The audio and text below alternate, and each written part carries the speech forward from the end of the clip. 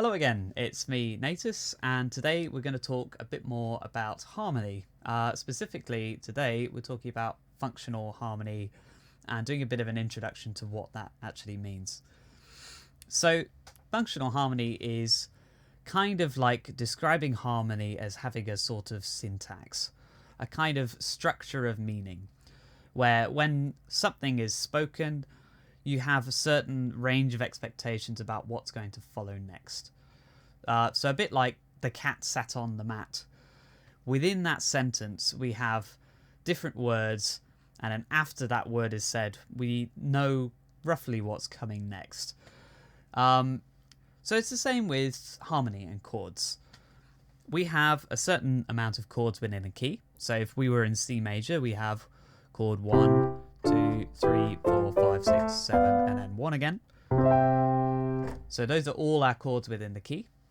And certain chords within this inventory of chords mean certain things. They're going to imply what's going to happen next. And so within that syntax, within that structure, we have several kinds of chords. We have our tonic chord, and this is probably the most important for understanding the others. The tonic chord is always that sense of home and returning and solidity and resolution. So the other chords are essentially all stops along the way to getting back to that solidity, that resolution that the chord 1 brings us. So the next most important will be the dominant chord, which is chord 5. So in this case it would be G major. We hear this chord when I play it like this, and then we want to hear chord 1 again. So we already hear that syntax working out, probably because we hear it all the time, just like how when we speak we hear certain sentence structures with a certain syntax, and we don't have to think about it too much, we just kind of intuit what's going on. So chord 5 always wants to go to chord 1. That is the expectation that we have, and often in musical pieces it doesn't actually go straight to chord 1, but it only sounds interesting when it does that because we expect it to go to chord 1. What do I mean by that? If I gave you an example, say we had this G7 chord. We want to go back to C major, but instead of going to C major, maybe I go... We didn't go straight there. We went to a couple of chords outside of the key and then went to C major. So that sounds really interesting and nice, but the whole reason why is because we've already got that kind of syntax going on in the back of our head where G major wants to go to C major. And all we did was just take a little longer over that and give people a little bit more ear candy to feast on. So that is the second sort of most important chord in the hierarchy of chords in our sort of harmonic syntax. The next kind is what you might call a dominant preparation chord. So we just looked at the dominant chord, but a dominant preparation chord is exactly what it sounds like. It prepares the dominant. So it's almost like a signpost, a signal that the dominant chord is coming next. The dominant preparation chord is usually chord 2, chord 4, or chord 6. So those would be D minor in this case. And we're quite used to hearing this. So we started off with a dominant preparation, and then played the dominant, and then played the tonic. We could also use chord 4.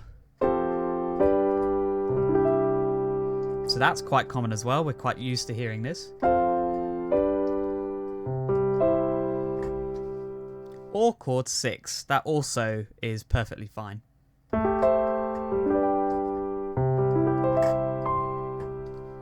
So this sort of sound. So chord 2, chord 4 and chord 6 would all count as traditional dominant preparation chords. So what's left? We've got chord 3 and chord 7. And typically in traditional harmony, these are used as passing chords, which are the fourth and the bottom of the hierarchy in our syntax. We usually go through them if we need to get to another chord from another chord. So say if I played D minor, maybe I'll play E minor to pass through to get to F.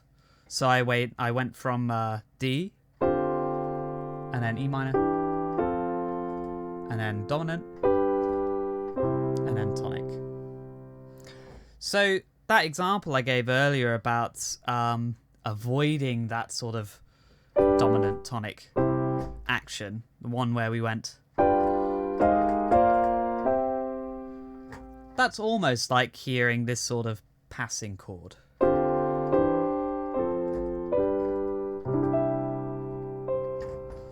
So they're similar in that sense. So to recap, we've got our tonic chord, which is number 1. Then we've got our dominant chord, which is number 2. Dominant preparation. And then we have our sort of passing chords, which we don't often use.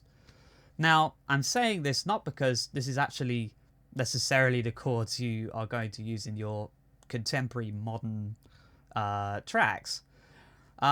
This is very traditional harmony, but it's very, very important to know what's going on in our minds in terms of the syntax, so that we can actually almost make a commentary on them when we're writing our own tracks.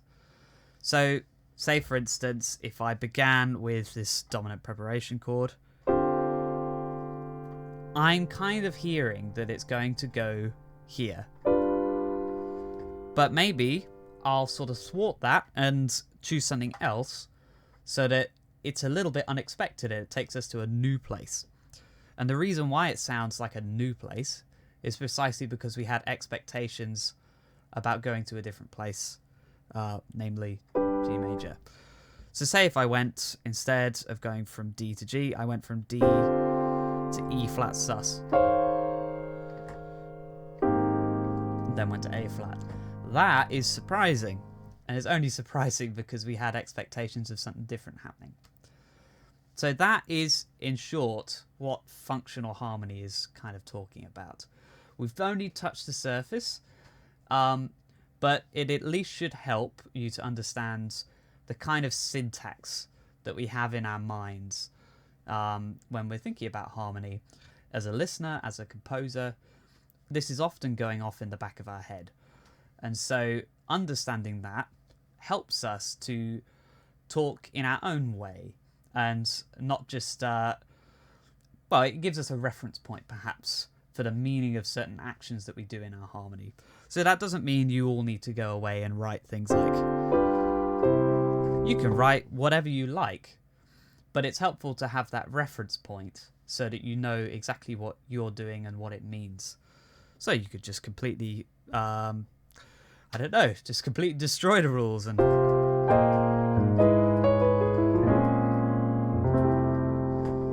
Now, that was nothing that we talked about, but the reason why it sounded interesting was because it was playing with certain expectations. So that's the main idea. Know the expectations that are in the syntax within our musical language, and then choose what to do after that. That should about wrap it up for today's video. Next time we'll talk a little bit more about some of the kinds of chords I'm using there, like these sus chords and then dominant chords, and then particularly about thirds and sevenths and how they will affect the tonality and sonority of your chords. But that'll be next time. I've also got a track breakdown of another track coming out very soon, so keep posted for that. And yeah, well, until then, I'll see you in the next one.